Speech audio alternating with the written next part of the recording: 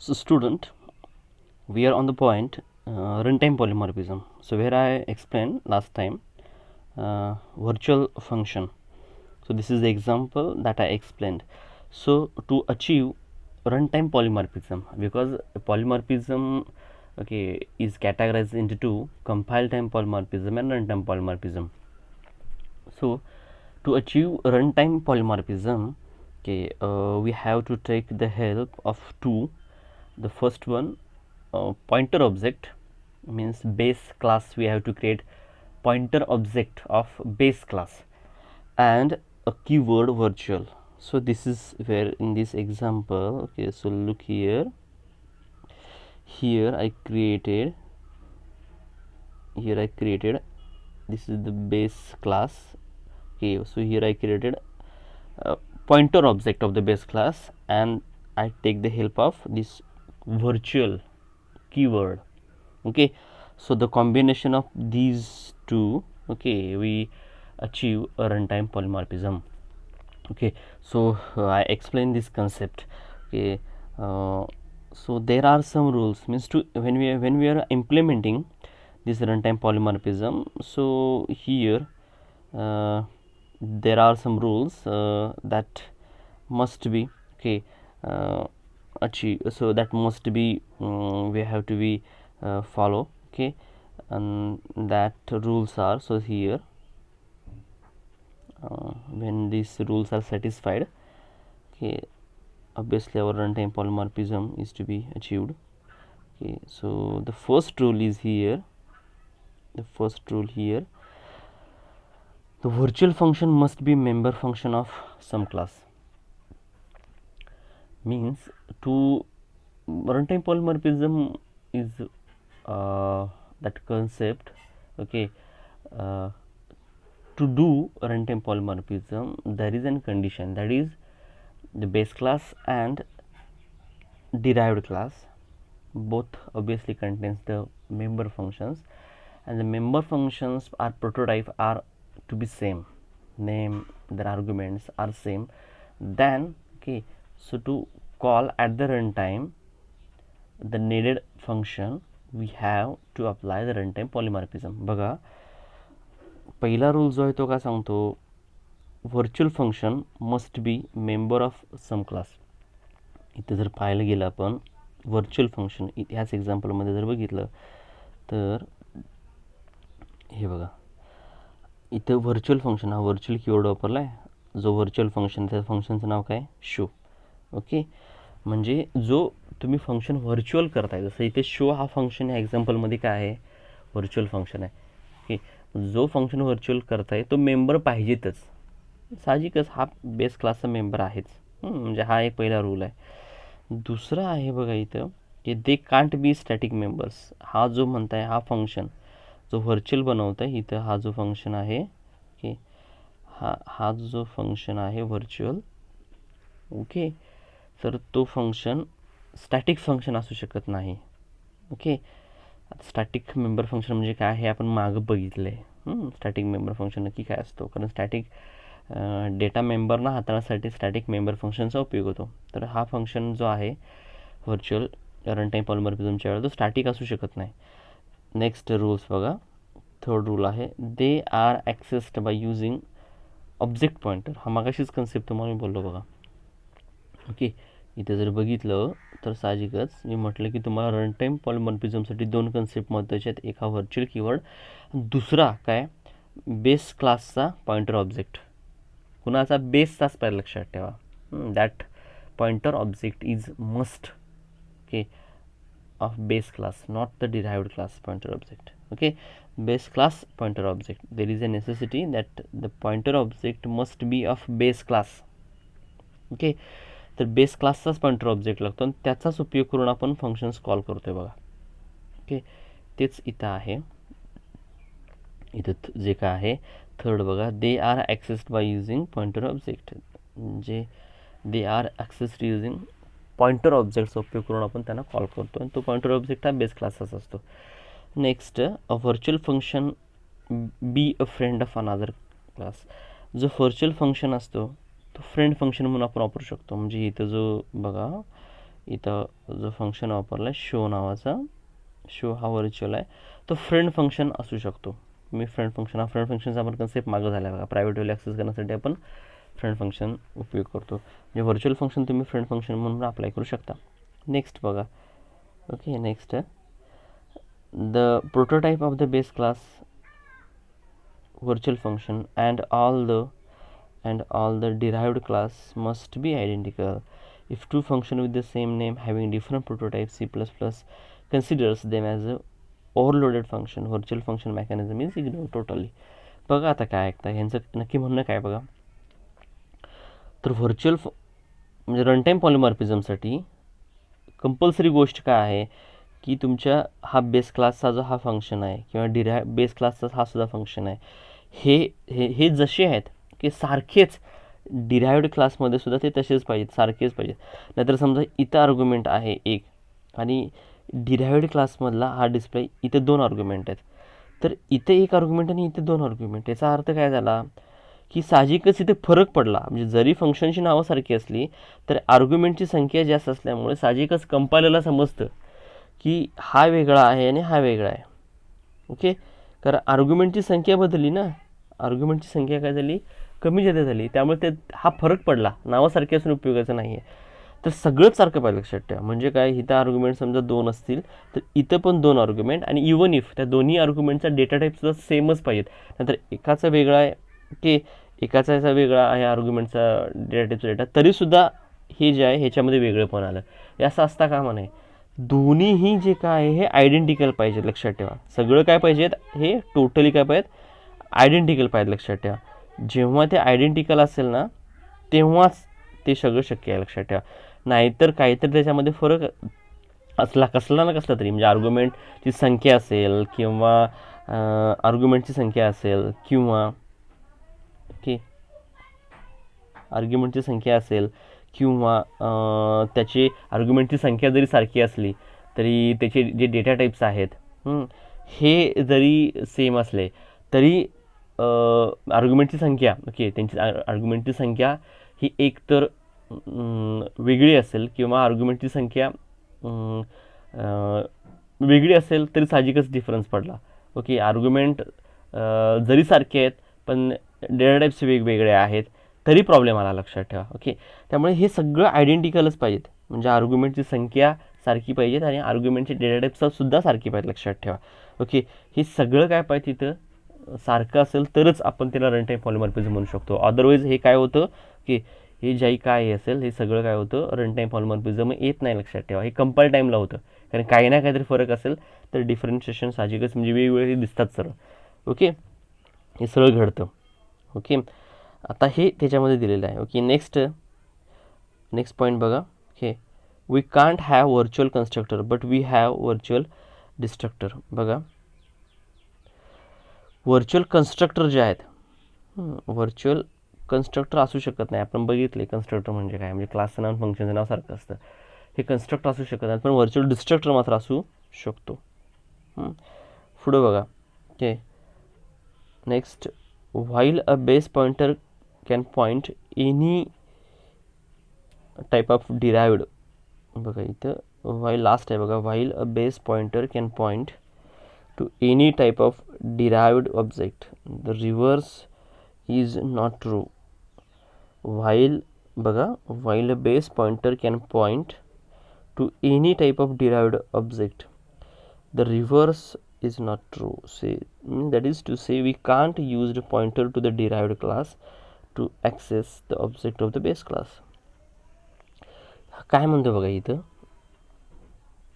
हे थोडंसं काय बघा आता नक्की काय म्हणणं आहे ते लास्ट रूलचं.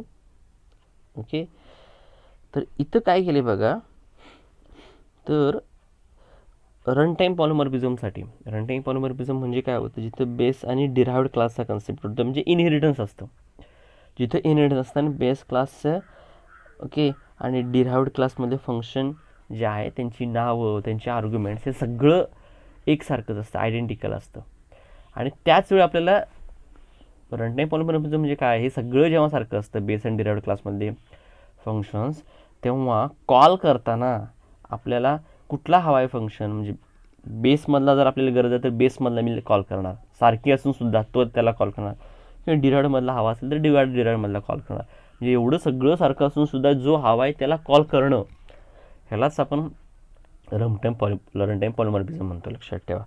मग हे जेव्हा करतो तेव्हा असं कंपल्सरी आहे काय, की तुमचा जो पॉइंटर ऑब्जेक्ट आहे हा कुठला पाहिजेत बघा, बेसचाच पाहिजेत.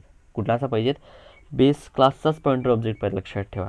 ओके, असं चालत नाही काय, डिराइव्हड क्लासचा पॉइंटर ऑब्जेक्ट घेणं हे चालत नाही, लक्षात ठेवा. म्हणजे बेस क्लासचाच आपल्याला पॉइंटर ऑब्जेक्ट उपयोग करावा लागतो, बेसच्याच क्लासचा पॉइंटर ऑब्जेक्ट घ्यावा लागतो.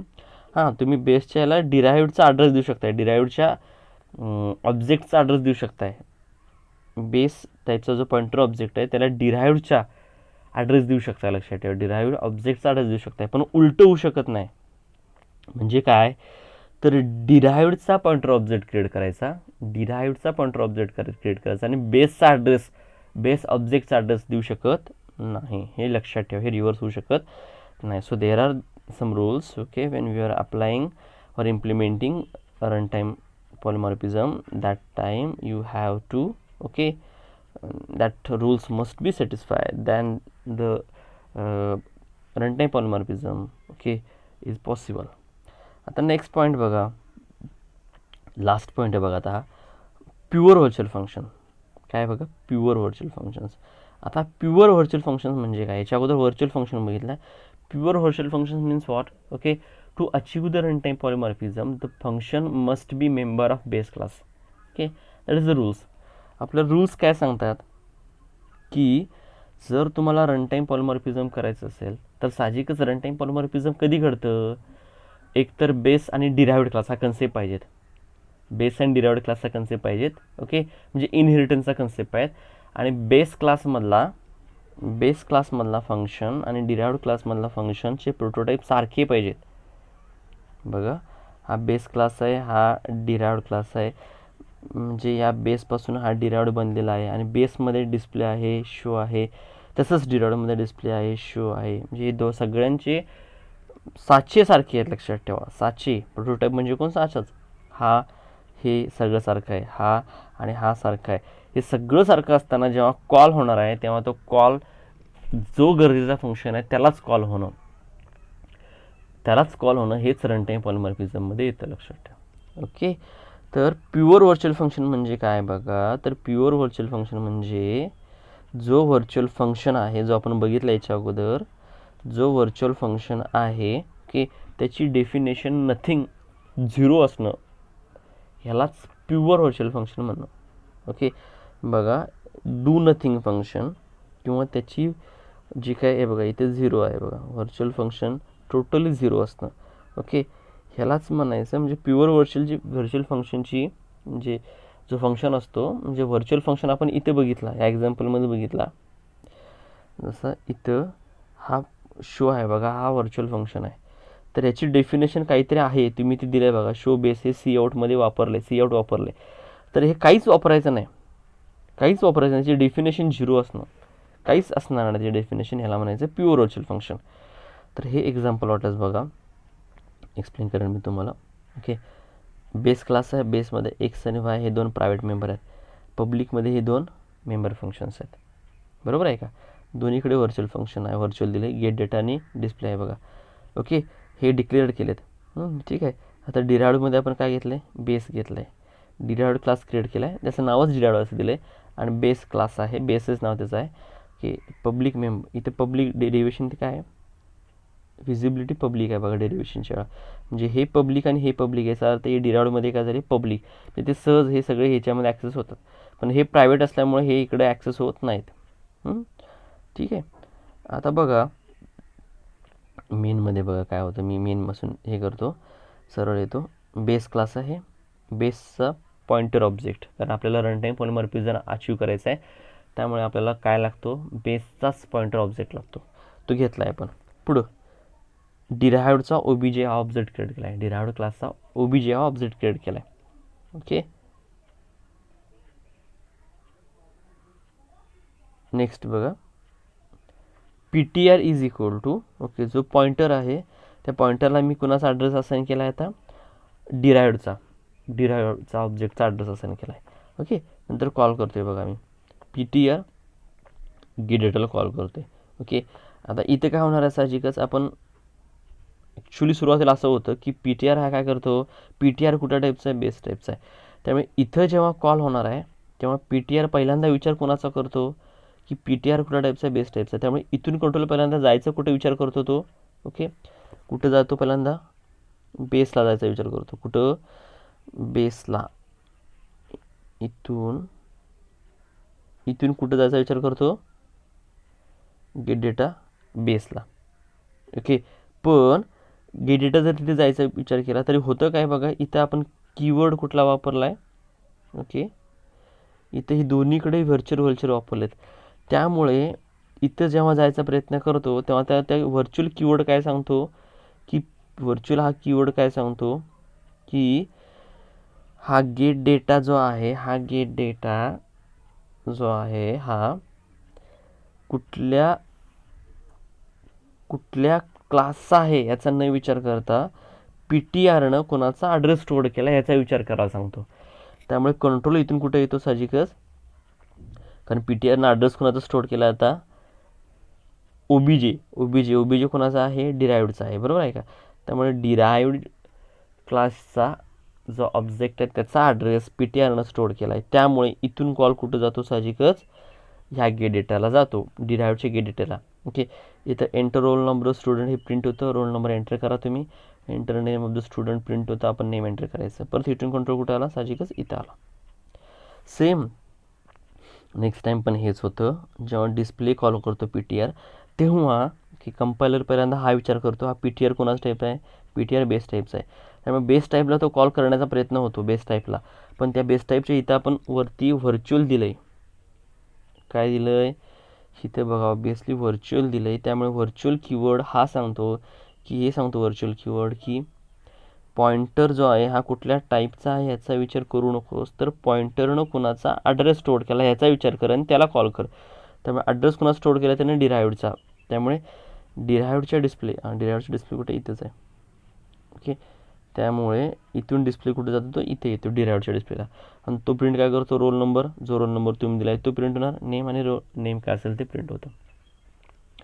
आता इथे एक गोष्ट दिसते बघा तुम्हाला, इथे डिराईव्डचा गेट डेटा डिफाईन केला आहे, म्हणजे स्पष्ट केला आहे, काय त्याचा कोड दिला आहे. डिराईव्डचा डिस्प्ले पण इथं कोड दिला आहे. पण इथं बघितलं बेसचा गेट डेटा जो आहे इथं काहीच नाही आहे, फक्त ब्रॅकेट्स. ओके, इथं काहीच नाही आहे, फक्त ब्रॅकेटच्या आतमध्ये काहीच नाही आहे. इवन बेसच्या डिस्प्लेच्या ब्रॅकेटमध्ये पण काहीच नाही आहे, नल आहे, लक्षात ठेवा. So it is a do nothing. असे जे आहेत, असे जे कोण असतील ज्यांची डेफिनेशन 0 असते, काहीच नाही आतमध्ये, काहीच नाही आहे, अशांना प्युअर व्हर्च्युअल फंक्शन म्हणतात.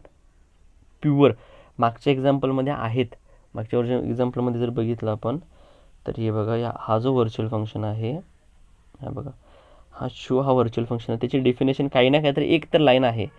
पण इथं मात्र काहीच नाही आहे. इथं जर बघितलं तुम्ही तर ब्रॅकेटच्या आतमध्ये काहीच नाही आहे. तेव्हा ह्याला, अशा फंक्शनला जे व्हर्च्युअल आहेत पण त्यांची डेफिनेशन 0 आहे, अशाला काय म्हणायचं, प्युअर व्हर्च्युअल फंक्शन.